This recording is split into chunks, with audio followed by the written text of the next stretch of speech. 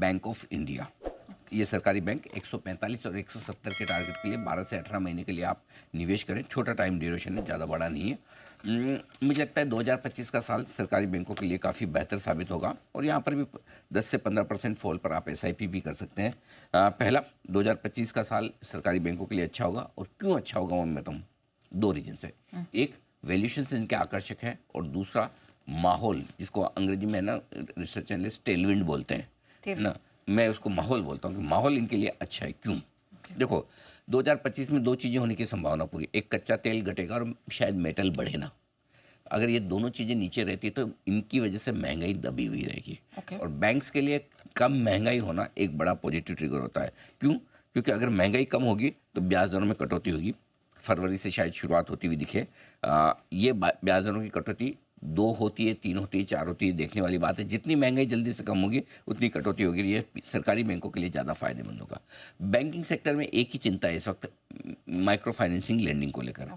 इन banks का, specially सरकारी bank का और बैंक ऑफ इंडिया का एमएफआई बिजनेस बहुत ही कम है, तो वहाँ पर इनके लिए रिस्क बहुत कम है। और जो है उसमें भी अगर रेट कट होते हैं तो वो फ़ायदा देने वाली बात ही होगी।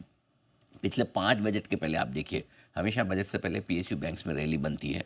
इस वक्त तो सरकारी बैंकों में IDBI bank, bank of Maharashtra वगैरह, इनको प्राइवेटाइज करना मतलब बेचने वाली भी है सरकार।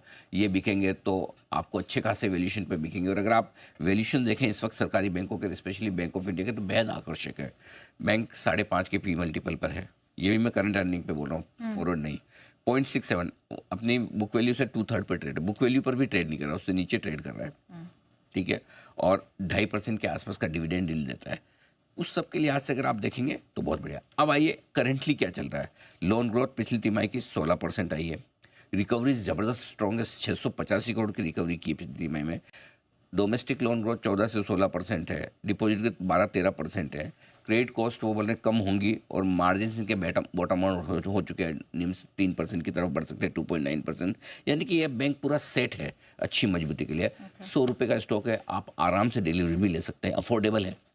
नहीं तो क्या, बड़े स्टॉक में कितने ही आप बोलो, लेते नहीं लोग डिलीवरी। सो डिलीवरी लेके शांति से इसको पोर्टफोलियो में रखिए। फ्यूचर्स में ट्रेड न करें, डिलीवरी के लिहाज से निवेश करें।